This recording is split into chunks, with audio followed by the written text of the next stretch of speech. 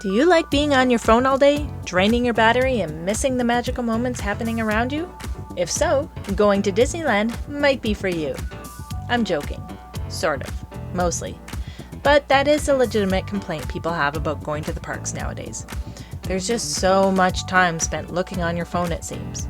And some of that might be unavoidable, especially if you use Lightning Lane Multipass. However, if you take a bit of time to study the app before you go and become familiar with it, you might have a faster time using it in the parks, which will give you more time to take things in and fully experience your trip. For some things on the app, there are more than one way to get to what you're looking for, so if you navigate a different way than I do and it works for you, great! When you first open the app, on the main home screen, if you scroll about halfway down, you can see the park hours just in case you forgot for that day.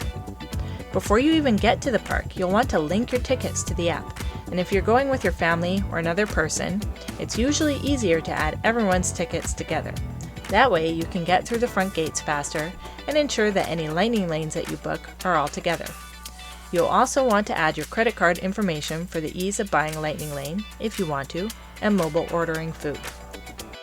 To view your tickets, you can access them by selecting the far right option on the bottom of the home screen. This is also where you would link them. The middle plus sign button on the bottom of the app is where you would make dining reservations, which you can do 60 days before your trip. You can also mobile order food from here. You can order it for the next available window or schedule it for later in the day. You can also sort it by what has the next available window or what's closest to you, so that's a neat feature.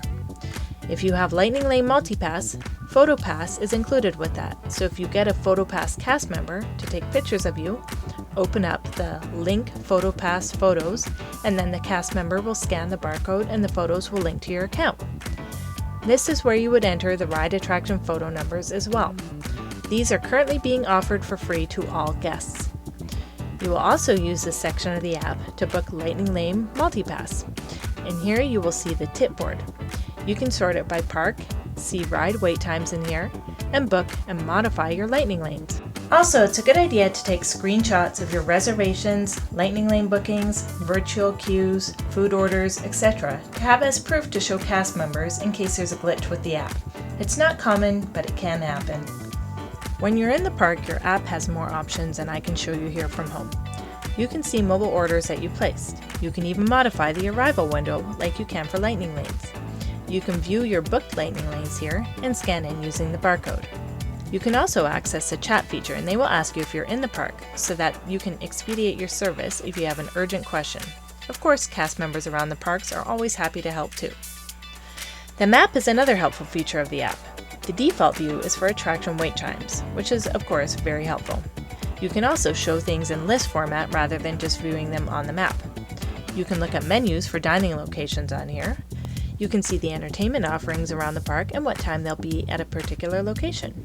Under Guest Services and then List, you can see a bunch of things that you can sort the map for, like accessibility options, locker rentals near the front of each park, guest relations, photo spots that are popular, what rides are available for single rider, baby care centers, where you can rent an ECV or wheelchair, stroller rentals, and lots more.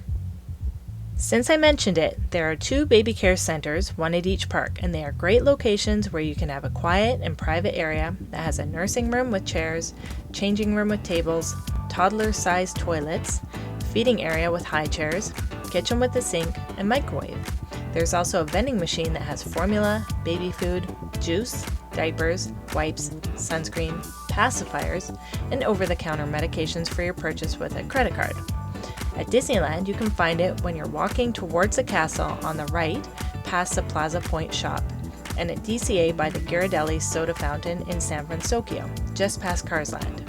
You can also sort the app for bathrooms, dining options, and certain character meet and greets, although it doesn't include free roaming characters like in Fantasyland, or Avengers Campus, or Galaxy's Edge. Since I'm not at Disneyland right now while I'm making this, which I'm very sad about, I can't show you all the features, but SoCal Disney Dad has 2 helpful videos on navigating the app while in the parks, so I'll link those in the description. Also, while you're in the app, take a look at the list of prohibited items. It will save you a potential headache at security. This also gives guidelines for strollers. They can't be bigger than 31 inches by 52 inches, and wagons are not allowed unless they are for special medical purposes, in which case I think you can get a special tag for them at the Accessibility Services window outside the park in the Esplanade. So yeah, that's the basics of the app. Take some time to familiarize yourself with it before your trip so that you're not missing magical moments because you don't know where to go to book a lightning lane. And make sure you bring an external charger because you will drain your battery. It is inevitable. If you forget, they have them around the park in kiosks for sale. You can also put your phone on airplane mode before going into rides like Indiana Jones because there's no service and your phone uses a lot of battery searching for a signal. Anyway, stay tuned for my next video on some suggestions of what to pack or do before you leave on your trip. And if this is too much to remember, grab a copy of my ebook when it's released this fall.